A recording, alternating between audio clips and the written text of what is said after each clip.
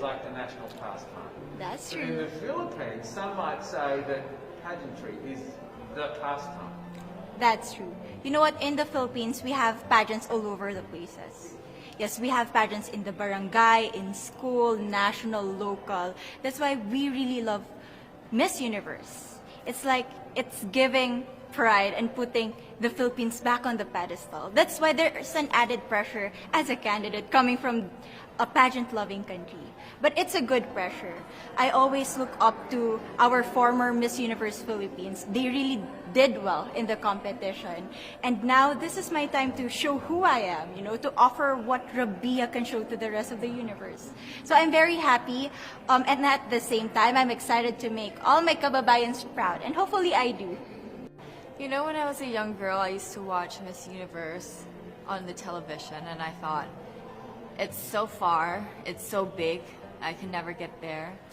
But to actually be here right now, knowing that in just a couple of days I'll be on that stage, whew, I'm just so incredibly happy, and to be representing for my home country, Thailand.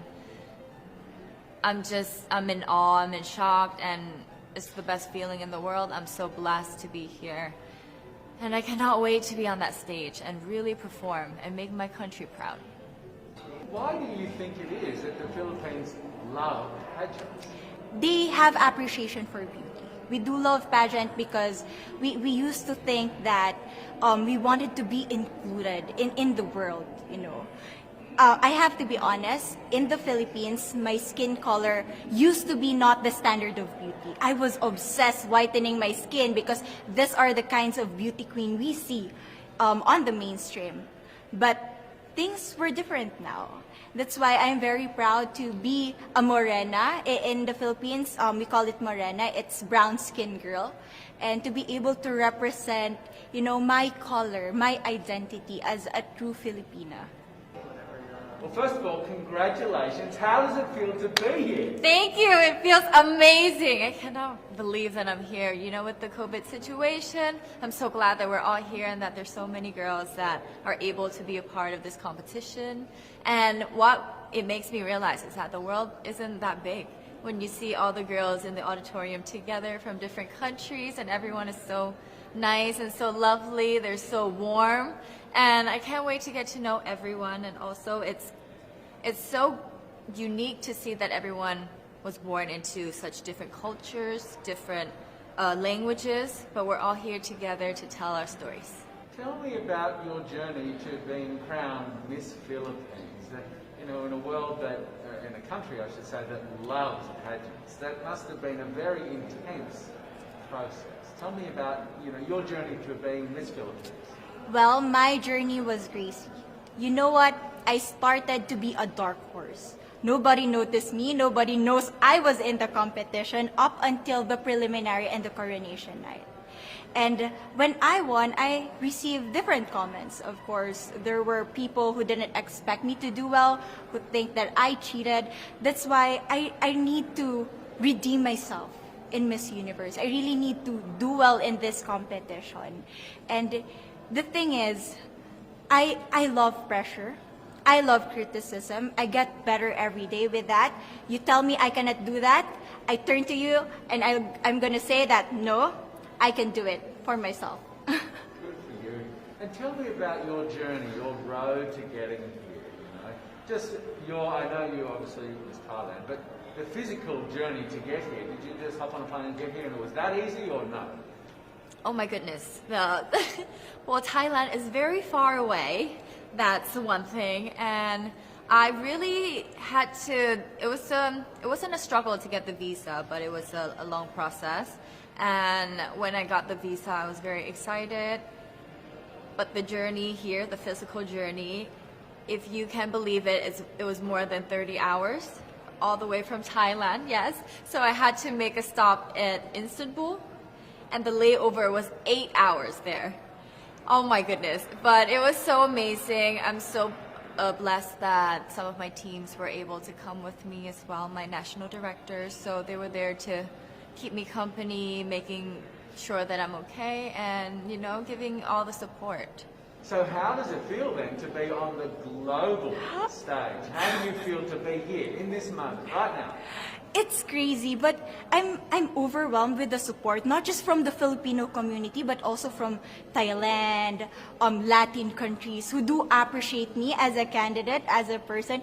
It motivates me that I am beautiful. I can offer so much in this world, and when somebody believes in you, it gives you that extra energy to really do well and perform well.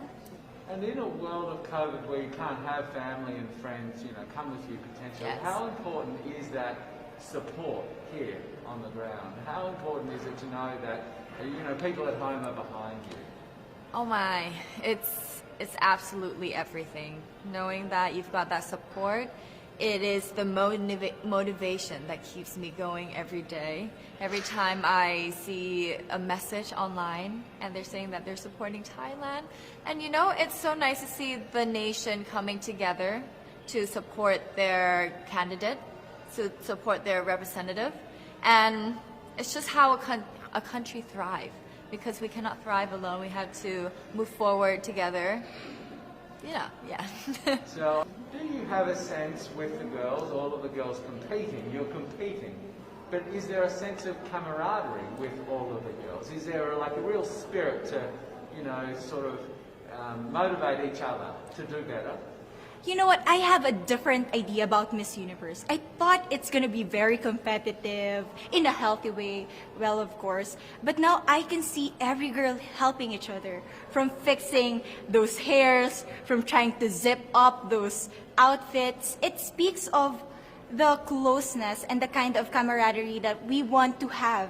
The goal of Miss Universe is not just to crown one girl, but also to build a genuine and long-lasting friendships among us. I believe, though, that there are some super fans that did make it here. Can you tell me about those super fans that are just out there? Oh, they are so amazing. Every time I come down, they would be screaming, Thailand, Thailand, Thailand. We came down here at 7:30 in the morning and they're already there. I think they're camping out there. But they've been so supportive, and I actually know quite a few of them. Some of them are big YouTubers in Thailand and flew all the way here just for the competition. But pageantry is so big in my home country, and it's almost like a national sport. So the whole country gets behind it. They're very supportive, and they're just right behind you.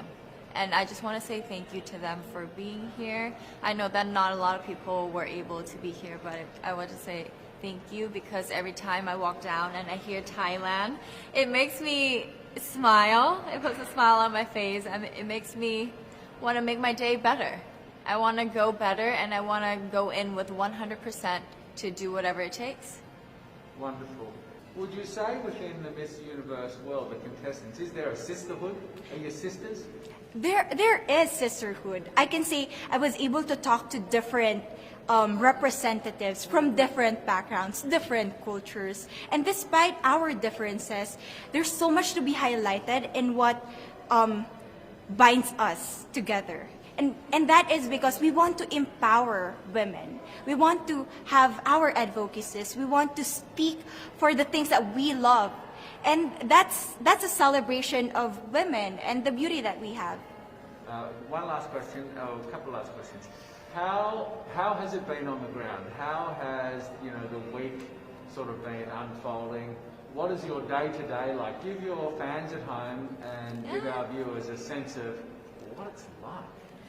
What is it like here? It is incredible. It's an incredible journey to have been able to meet all of the girls, because when you know of each other online and you've been messaging, you're on WhatsApp, there's a WhatsApp group, you've been talking, but then to actually come here and meet them in reality, it's just a whole different feeling. And it's just so nice to get to know them better and to know their stories, because each of them are so inspiring and they're so empowering, and they have different stories that make them the woman that they are today. And I think it's just unique to get to know them. So coming out of this week, obviously you would love to be crowned Miss Universe. Of course. And that would be wonderful, of course, for any of you. But what else will you take out of this week? What do you think you'll feel at the end of this week, regardless of the result? how will you be a different person? It's the growth and the development that I was able to have during preparing for this journey. I will be honest, there was a moment that I lost my identity because I was put under pressure. I was in that position in which I feel like I'm not good enough. I'm not a good representative of my country, but I was able to bounce back stronger. And if I was able to do that for Miss Universe, I will be able to do that in life. That is my greatest takeaway from Miss Universe. Okay, so the Philippines have a huge amount of fans. Yes. I want you to give us a little bit of a message to the fans here and at home. But send a message. What would you say to all the fans in the Philippines? To all my fans from the Philippines and from all over the world, maraming salamat po. Thank you so much for loving me and for believing in me. It means a lot to somebody who is so naive in this industry, who has no idea how to become a beauty queen on the first day of my journey. But because of your love and support, I was able to be the woman that I am today. And regardless of the result, I may or I may not win the crown, but one thing is for sure, I'm gonna make you all proud.